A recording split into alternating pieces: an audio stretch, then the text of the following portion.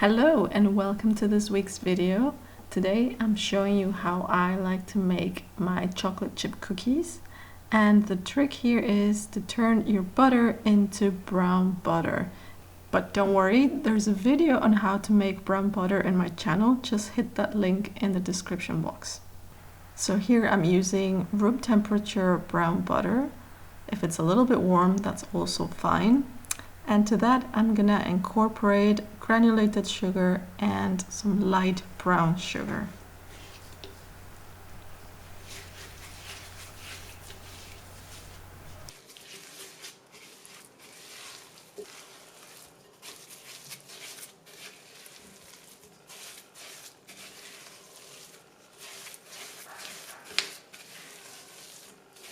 Once this is fully combined, I'm ready to add 2 whole eggs, and I'm using large eggs in my recipes. At this stage, I also like to add my vanilla extract and stir to combine.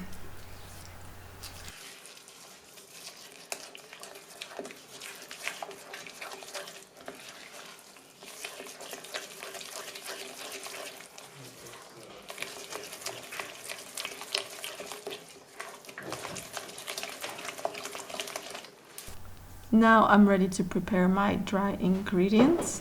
I have all-purpose flour, baking soda, baking powder, and salt, which I'm gonna pass through a sieve.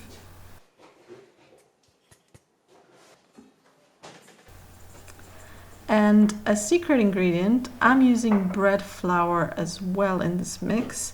And the reason is that this has a high protein content and it really helps the cookie maintain its shape throughout the baking process. So we are ready to combine wet and dry ingredients, and I like to do this in 2 stages because I'm not using a mixer, I'm just doing this all by hand. And I like to stir slowly so that I don't end up with flour all over my counter.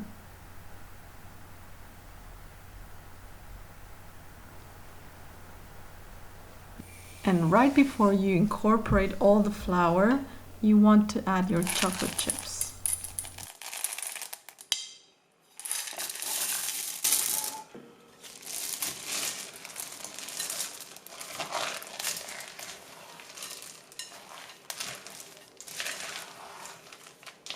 For this video, I used dark chocolate. This is 70%. And I'm using chocolate chips, but I'm using also some chunks just to change the textures a little bit.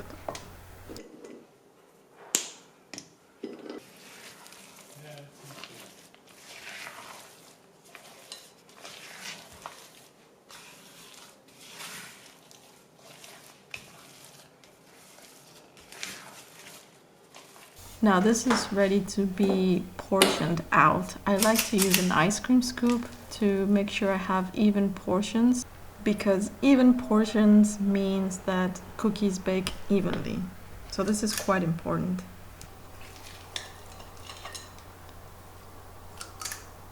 So once I'm done scooping all my portions out, I'm ready to put these cookies in the refrigerator, or you can even freeze them at this point.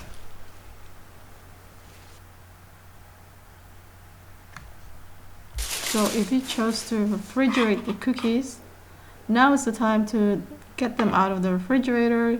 Your oven is preheating and you're ready to start lining these on a baking tray.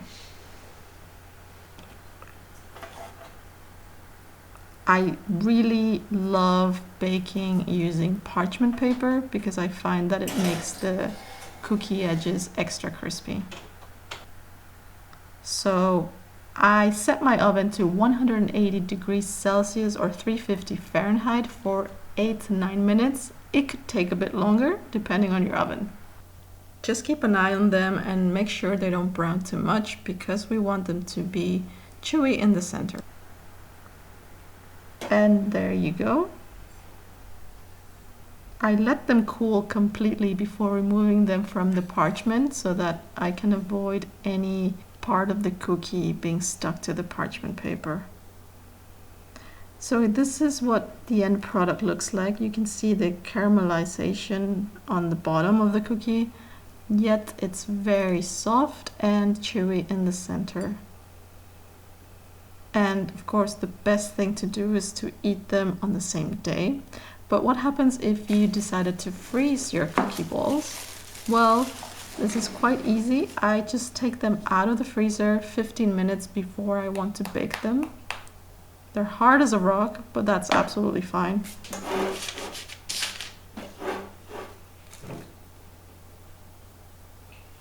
You can't really shape them, but this is not a problem. The oven will take care of it. Now I have a bit of a trick for you. If you want to elevate these cookies, I will suggest that you use some sea salt. I have some sea salt flakes here, which I absolutely love on chocolate chip cookies. It just adds a different layer of flavor. And I don't go too crazy, it's just a couple of flakes here and there, and you're ready to pop these in the oven for around the same time. Again, keeping an eye on them, making sure they don't burn too much. And while that's happening, I have another pro tip. I have the same chunks that you saw before, but this is a post-baking trick. So when I take my cookies out of the oven, I do two things straight away. The first is pull the parchment out of the tray carefully, because this is really hot. And this creates this crinkled effect that we all love in chocolate chip cookies. And I'm putting these chunks right in the center of each of these cookies. You can see that all of them are super soft still, which is great because it's gonna help melt that chocolate chunk. So again, we wait another 10 to 15 minutes until they're completely cooled, and we can remove them from the parchment.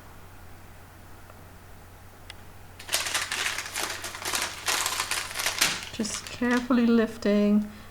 So this is the white chocolate chunk. As you can see, the chunk is really holding its shape, which is fine. And you have a nice caramelized bottom. Now here is my 70% dark chocolate chunk cookie. And yeah, it really, really melts, which is perfectly fine if you ask me. And let's break into it to see what it looks like. It's soft, it's gooey, it's chewy, and it's crunchy around the edges. So this is perfect to me. And finally, this is the milk chocolate chunk. Guys, I hope you liked this recipe. The highlight was using brown butter because it really adds another dimension to the already delicious chocolate chip cookies. So that's it for me. I'll see you next week with another recipe.